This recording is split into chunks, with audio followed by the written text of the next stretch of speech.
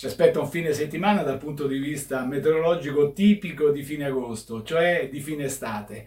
E spieghiamo subito il perché. Abbiamo ancora un'area di alte pressioni, quindi che costituisce un blocco al grosso dei sistemi perturbati, però l'alta pressione è livellata, quindi si lascia a tratti vincere da infiltrazioni di aria un po' più umida, un po' più instabile, e questo dà una nuvolosità irregolare, delle velature del cielo, ma nulla di più. Quindi prevediamo un po' su Treviso, su tutto il Trevigiano, più in dettaglio. Per domani mattina ancora una nuvolosità residua anche intensa, quindi potremo avere qualche piccolo fenomeno, ma nulla di significativo. Nel corso poi delle ore, della mattinata, dei rasserenamenti e cielo in prevalenza poco nuvoloso, sereno per domenica, anche se dobbiamo mettere in bilancio sempre questa piccola velatura del cielo. Per quanto riguarda le temperature, questi valori massimi intorno ai 30 gradi, valori minimi un po' più alti della media, intorno ai 22, 23, anche 24 gradi.